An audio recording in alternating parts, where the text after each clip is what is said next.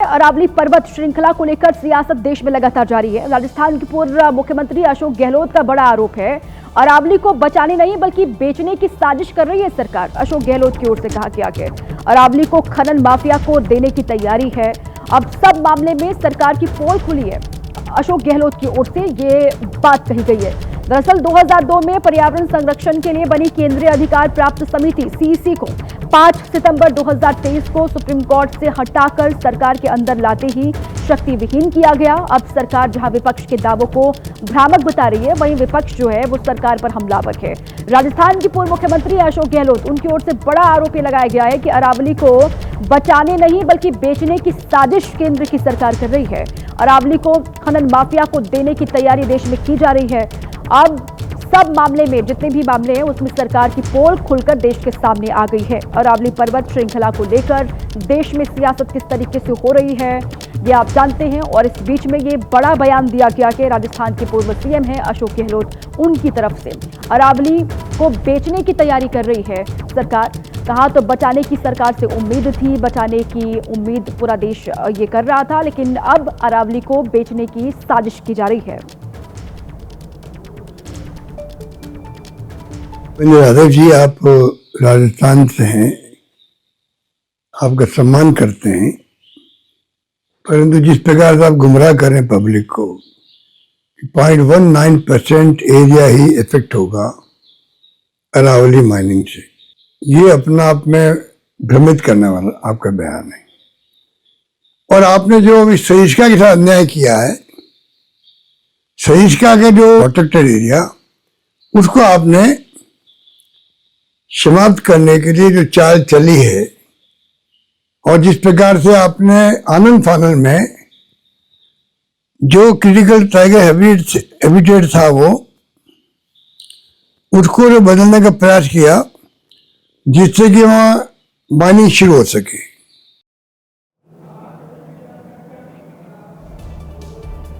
अरावली को लेकर supreme court का फैसला आया, उसके बाद से ही देश में लगातार सवाल भी उठ रहे हैं कि क्या अरावली पर्वत श्रृंखला को खत्म करने की कोशिश की जा रही है, क्योंकि 100 मीटर से ऊपर के जो पहाड़ हैं उनको ही अरावली पर्वत माना जाएगा। ये सुप्रीम कोर्ट की ओर से कहा गया है, फैसला दिया गया है। उसके बाद से लगातार सियासत हो रही है।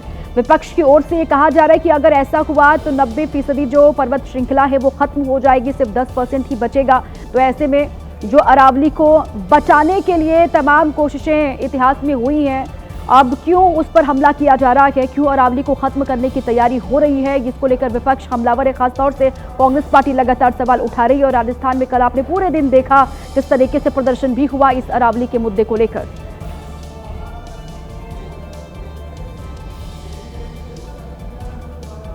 अब आपके सामने जो है वो अरावली को लेकर उठ रहे सवाल और उन सवालों पर सरकार की तरफ से जो जवाब दिया गया है वो आपको दिखा देते, ताकि आपके सामने दूध का दूध और पानी का पानी हो जाए। सवाल पूछे जा रहे हैं कि सरकार ने अरावली की परिभाषा क्यों बदली। तो इसके जवाब में केंद्र सरकार का कहना है कि हर राज्य में एक जैसी परिभाषा के लिए सुप्रीम कोर्ट की सिफारिश पर ऐसा किया गया है और ये कोई नई परिभाषा नहीं है। 100 मीटर वाली परिभाषा राजस्थान में 2006 से ही लागू है। दावा किया जा रहा है कि अरावली की नई परिभाषा से इस पर्वतमाला के 90% हिस्से पर खतरा मंडरा रहा है, जबकि सरकार का कहना है कि पूरी अरावली संरक्षित है और सुरक्षित है। दावे के मुताबिक 100 मीटर वाली परिभाषा के बाद अरावली के 90% से ज्यादा हिस्से में खनन का रास्ता खुल जाएगा, लेकिन इस पर सरकार का कहना है कि इस पर्वत श्रृंखला के सिर्फ 0.19% हिस्से में ही खनन की इजाजत है, वो भी पहले से है। विपक्षी दलों और अरावली बचाओ मुहिम में शामिल लोगों का कहना है कि नई परिभाषा से इस पर्वतमाला में अवैध खनन की गतिविधियां बढ़ जाएंगी। इस पर केंद्र सरकार का कहना है कि सुप्रीम कोर्ट का फैसला अवैध खनन पर पूरी तरीके से रोक लगाने के लिए ही आया है। हालांकि इसके बाद से ही सोशल मीडिया से लेकर सड़क तक अरावली के अस्तित्व पर सवाल किस तरीके से उठ रहे हैं, वो हर एक तस्वीर एबीपी न्यूज आपको दिखा भी रहा है।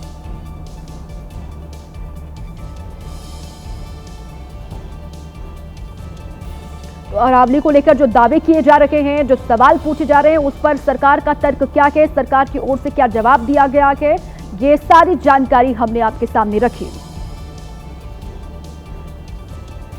अरावली के मुद्दे पर सियासत जारी है। कांग्रेस जहां सड़कों पर उतरकर प्रदर्शन कर रही है, तो केंद्रीय पर्यावरण मंत्री भूपेंद्र यादव ने एबीपी न्यूज से खास बातचीत करते हुए कांग्रेस पर पलटवार किया है।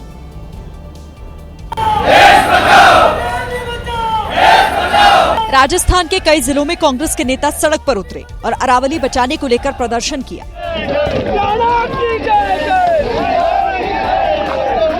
कांग्रेस का कहना है कि सुप्रीम कोर्ट के फैसले के बाद सरकार के चेहरे से नकाब उतर गया है। अरावली पे सरकार पूरी तरह एक्सपोज हो गई है और जो जिस दिशा की तरफ वो बढ़ रहे हैं उससे स्पष्ट हो गया कि वो अरावली जो हमारी पर्वत श्रृंखला है उसके प्रति उनकी कोई जिम्मेदारी नहीं है। हालांकि केंद्रीय पर्यावरण मंत्री ने इसे कांग्रेस का झूठ बताया। विषय कांग्रेस का झूठ है, सारा नैरेटिव ही झूठ पर खड़ा हुआ है, क्योंकि ये पूरा जो जजमेंट है ये अरावली में इलीगल माइनिंग को बैन करने के लिए है। भूपेंद्र यादव ने कहा कि बीजेपी के शासन में ग्रीन अरावली को बढ़ावा दिया गया। अरावली के मुद्दे पर दिल्ली से गुजरात तक हंगामा लगातार जारी है। राजस्थान की सिरोही में सर्व समाज ने बड़े आंदोलन का ऐलान कर दिया और सड़कों पर लोगों का हुजूम उमड़ा दिखाई दिया।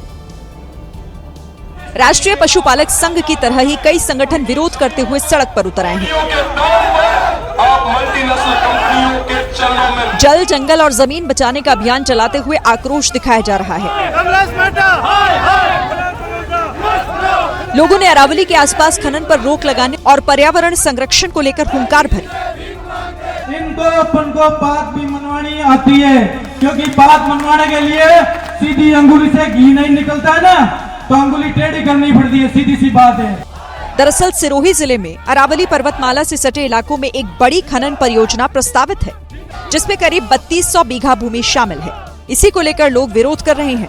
ऐलान किया गया कि अगर परियोजना रद्द नहीं की जाएगी तो 28 जनवरी को बड़ा आंदोलन शुरू होगा।